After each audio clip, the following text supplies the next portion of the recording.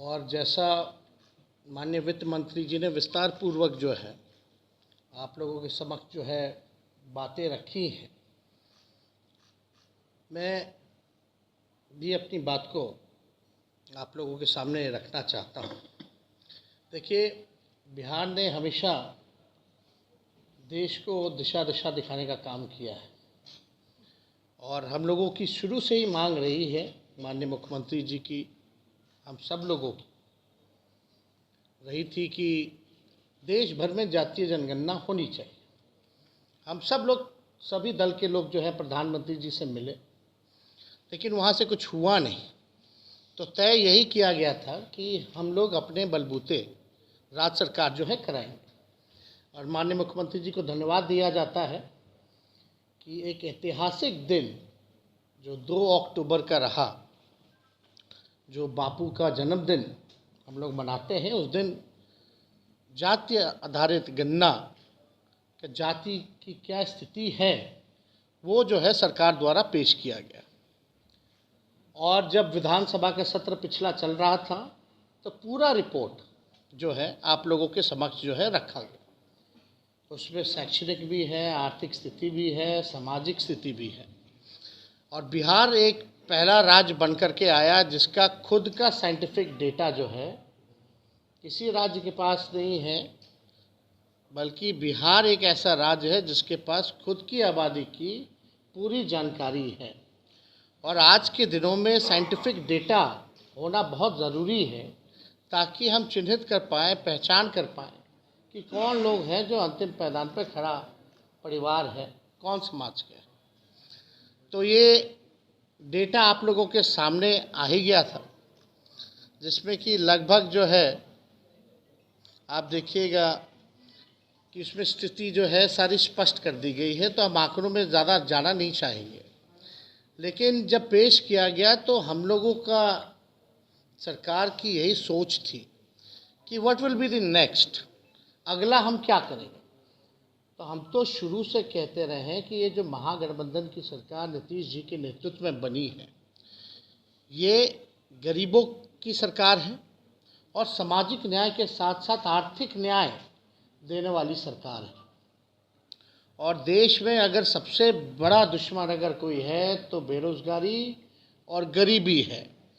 और हर एक सरकार की कोशिश होनी चाहिए कि बेरोज़गारी और गरीबी से हम लोग लड़ें। अब जब आंकड़े जब सामने आ गए हैं और हम लोगों का मानना है और आंकड़ों में भी ये स्पष्ट हो गया है कि हर जाति में जो है गरीबी है, चाहे ओबीसी हो, ईबीसी हो, एससी हो, एसटी हो या आपके स्वर्ण जाति के लोग हैं, उसमें भी जो है गरीबी पाई गई है। अब हम लोगों ने तय यही किया और इसमें सर्वसम्मति से सब लोग ने भी, माननीय मुख्यमंत्री जी ने जब प्रस्ताव रखा हाउस में तो सब लोग तैयार हो गए कि बढ़ाना चाहिए, बढ़ाना चाहिए, बढ़ाना चाहिए। तो सब लोग बोले कि भाई बढ़ाइए तो 90 कर दीजिए, 100 कर दीजिए। ये बातें आई थी हाउस में। तो माननीय मुख्यमंत्री जी ने यही निर्णय लिया कि भाई जो आरक्षण जो है उसको जो है बढ़ाया जाएगा, जिस हिसाब का हमको रिपोर्ट आया है। उसमें एससी एसटी का भी बढ़ाया गया, उसमें पिछड़ों का भी बढ़ाया गया, एबीसी का भी बढ़ाया गया। और क्योंकि ईडब्ल्यूएस पहले से ही सामान्य वर्ग के लिए 10% जो तय था वो तो हो ही गया, तो 50% से लगभग 65% जो है कर दिया गया, प्लस जो 10% जो, तो 75% हम लोग जो है लगभग पहुंच गए। अब हम लोगों को क्या करना है, कल्याणकारी योजनाएं हम लोग लाएं।